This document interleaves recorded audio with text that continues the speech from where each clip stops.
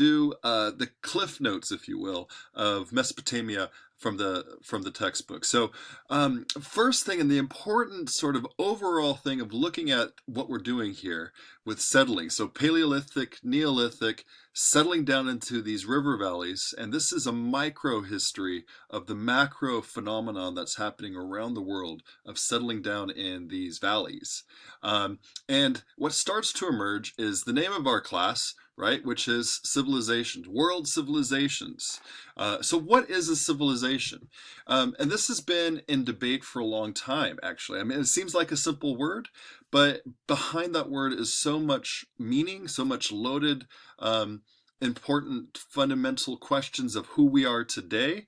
It brings about the question, which is a very powerful statement, of who is civilized or who is not civilized. And if you can think of empires who are built upon that concept, and how to civilize others.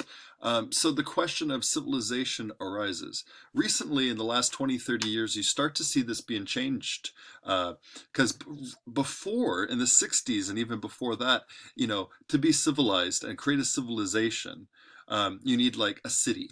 But then what does a city look like? Does it have to have a wall? Does it have to have buildings? Does it have to have political structures that we can see and are familiar to us today?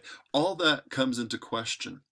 But the reason we study Mesopotamia to begin with is because it starts to see the beginning of these river valley civilizations. You could see clear direction of cities being formed, religion taking shape, power structures, and hierarchies of peoples and the society, warring back and forth, and settling, trading, all these aspects of civilization and codes of what it looks like to have laws, to have these stories and writing, and think of other technologies that are going to be talked about in your textbook. So behind all that is this question, idea of civilization, and as we look at different river valleys, see how that civilization compares and are similar and differ. Okay. One thing that we don't get a chance to look at, which I normally like to, is in Africa, even older than Mesopotamia, are some of the river valleys and the civilizations that come out of there. But it looks drastically different. And for a long time, there's been a debate if it even is a civilization. So that's why textbooks still start with Mesopotamia rather than what's happening in Africa, rather what's happening in some other areas as well. So arguably, some Bantu-speaking people in South and Mid-Africa, what is now in the Sahara Desert as well, the Sahel. Those are some of the even older, arguably, than Mesopotamia. But that's beyond our textbook. That might be in the next textbook 30 years from now, but we'll see what happens. So thinking about what civilization is huge. Now, what's happening here is kind of building on of what your reading last week talked about with the string revolution, right? Paleolithic, Neolithic societies.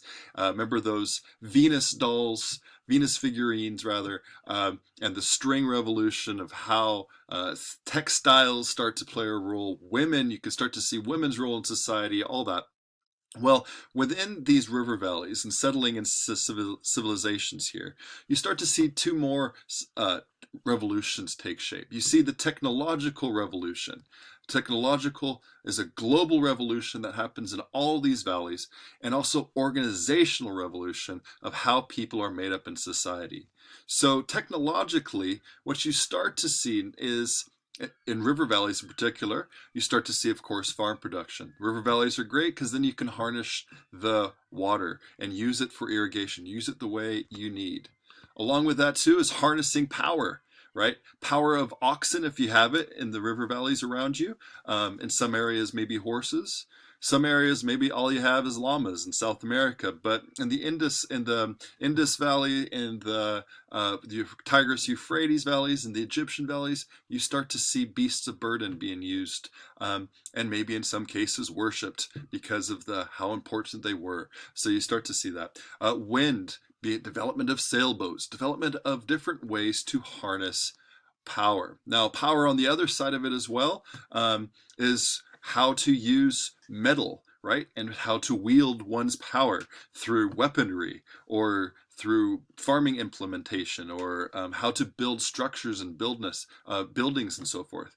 Now, this is an interesting thing that our textbook doesn't talk about. It hasn't really seen it in textbook yet, but it was talked about with in the field, is in the Americas, you start to see a view of metal differently.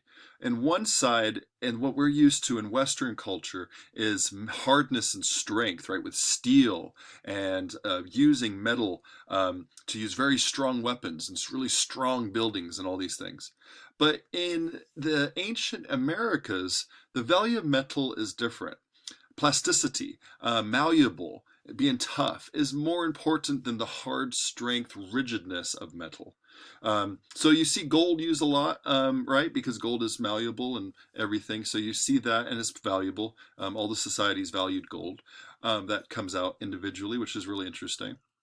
But you see in the Americas more emphasis into weaving ropes, weaving different types of sort of malleable type things, more so than hard, rigid strength. An example of that are, think of like Indiana Jones or movies where you see that long bridge, right? And where it sways back and forth, but it's very, very strong because the way it's weaved, right? Whereas in other valleys and other areas, you might see a very strong bridge, right? That's rigid and stuff and strength.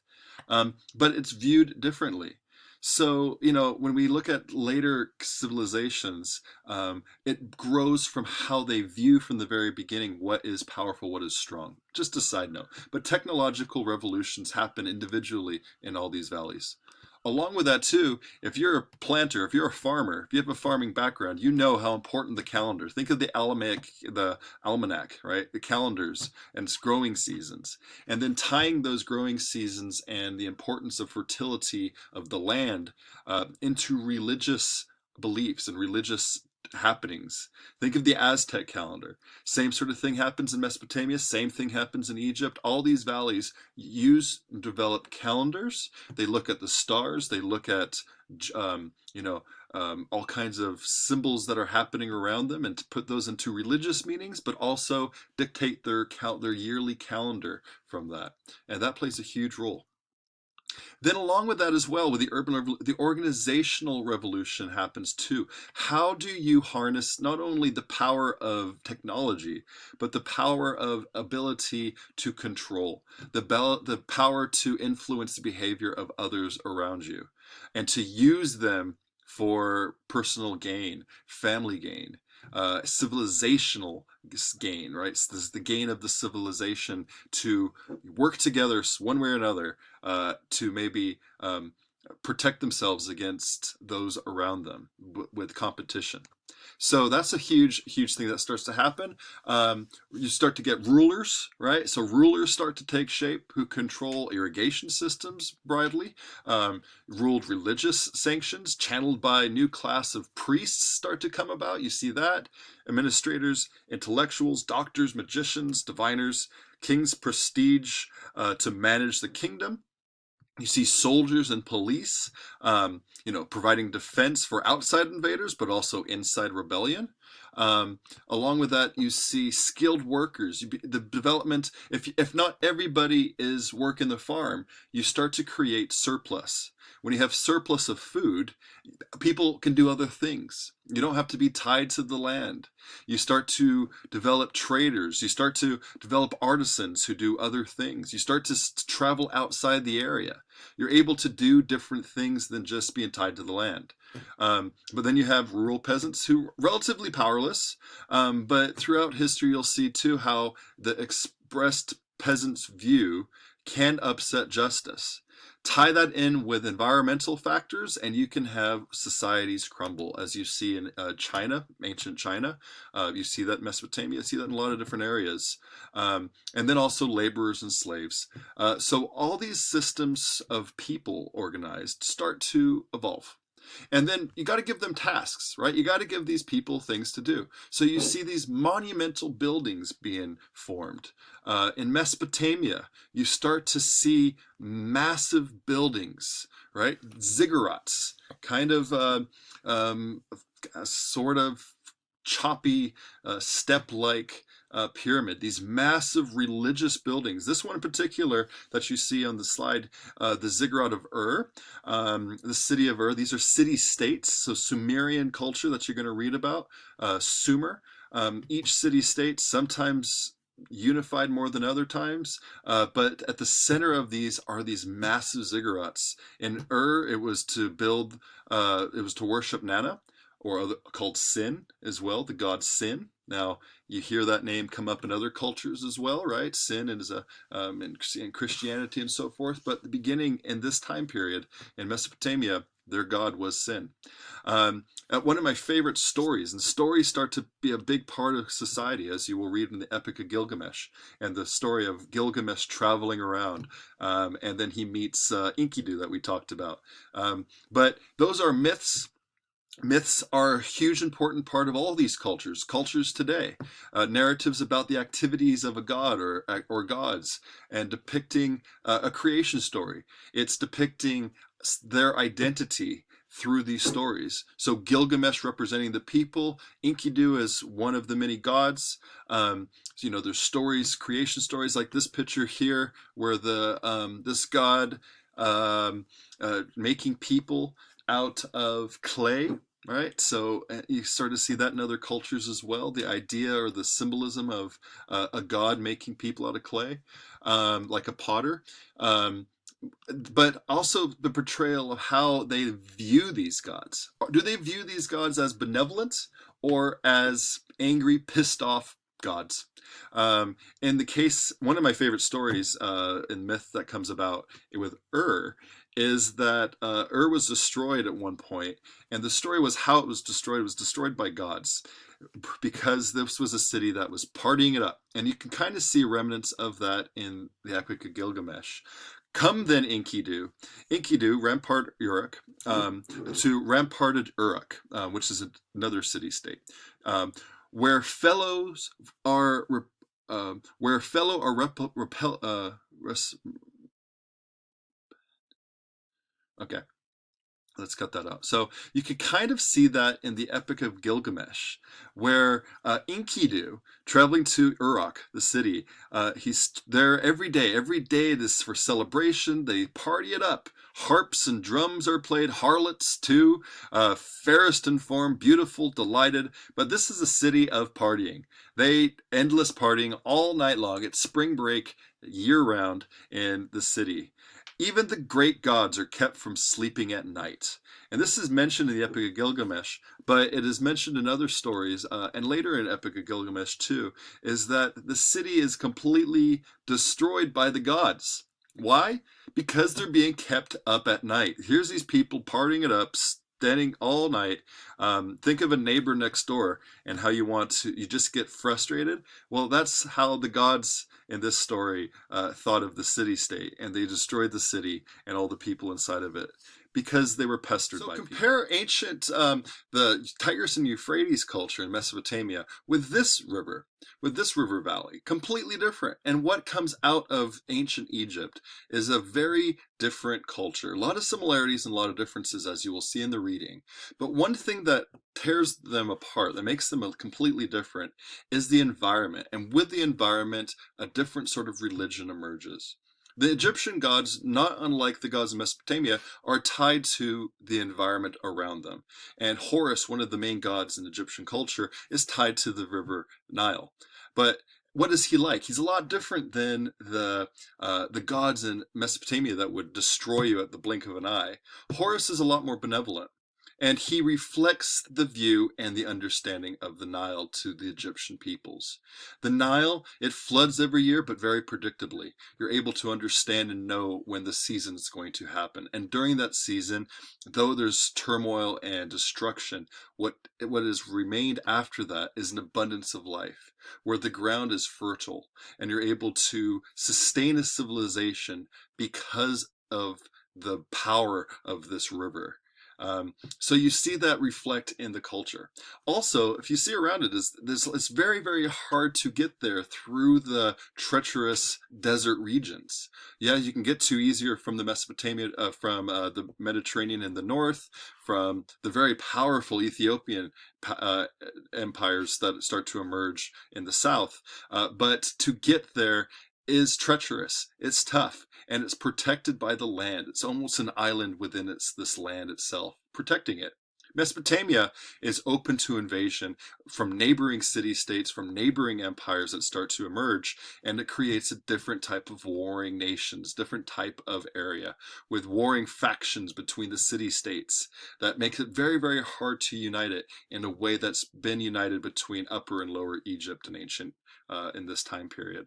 So look at how environment shapes not only the way people live and eat, but how they view their gods, how they do their writing. Papyrus, this little plant that grows along the Nile, revolutionized its communication tools, able to create this papyrus, right? If you've ever seen it, it's incredibly durable, and it creates a writing culture that's, completely different than the cuneiforms that you start to see in Mesopotamia, which the Epic of Gilgamesh was originally written on. So the writing starts to be different from the plants. The culture starts to be different because of the environment and the protection that the valley produces for this area. So looking at those comparisons and differences, I'm interested to see what you have to say. I'm interested to see in the discussion how you compare these two different areas together. So there's a gift of the Nile that I like to call it. There's a gift of Mesopotamia as well, but it creates completely different cultures that I hope you can see through both the stories of myths that you see and you're going to read about with Epic of Gilgamesh and the travels of Gilgamesh and Enkidu, looking at the evidence and the culture that arises in these two different valleys. Also going to see the rise of Akkadians coming in and creating something different. Now, one of the interesting thing with the Akkadians and Sargon of Akkad is, or Akkad, you could say it either way, is really interesting. And I think you could read about it a little bit. An amazing empire is unified, destroying the culture of the Sumerian city-states and creating a unified, treacherous but interesting culture along the whole Mesopotamian empire that's united through a different type of system altogether. Now, what made it fall is a lot of different reasons, but one in particular that we've been talking about is because of the environmental factors. After Sumer, after the Akkadian Empire, around 2000 BC, you can say it either way, by the way, 2000 BC before Christ, 2000 BCE is a secular version before Common Era, CE Common Era, AD Anno Domini. So, it's depending. Either one works for me. I don't care. But after Sumer, the boundaries of the society start to erode. It starts to change. The Akkadians, and 2000 BC, you start to see environmental pressures creating havoc on the society in the Mesopotamia. Huge drought, more so than they're used to, creating devastation. You could kind of argue a type of global warming occurs, and overworking the soil. They don't rotate it, so there's huge famine in the lands, and the society collapse. Now compare that when we read other areas around the same time period. Other societies, big empires start to collapse as well. And you start to see that in the Americas even. Big societies start to collapse because of environmental pressures, often playing a huge role. Same in Mesopotamia. Shortly after that, it doesn't take too long, but you start to get rise to the first Babylonian Empire. And the sixth dynasty of that is Menem Hammurabi, and you're going to see between 792 to 1792, 1750 BCE, this empire, this emperor creates something different and new. And Hammurabi's code, which you see here, you could see a great copy of that. I believe it's still there. It was in San Jose. And some other places that have wonderful copies of this, and the Rosetta Stone for Egyptian culture and different languages. Really interesting to look at. But this here, you'll see parts of it in the textbook, the code that comes out. And if you've ever heard the term eye for an eye, a lot of times what you can kind of say this culture and this code and how he creates a legal legislation to control through legal codes. And so look at those codes, and there is an interesting element where depending on where you are in the social status is a different outcome in the codes of Hammurabi. So his codes you can sort of see in the written down codes start to emerge. There's written down codes that start to be emerged in Egypt as well. So compare the two, look at them, see how if you would want to be in the society based on these codes. Maybe it's, maybe not now, but compare it to Mesopotamia before this empire, and the Akkadian Empire, and before that with the city-states and Sumer. Completely different cultures, creating completely different lifestyle, but all surrounded by lifestyle in this environment with this interaction of settling down in these river valleys.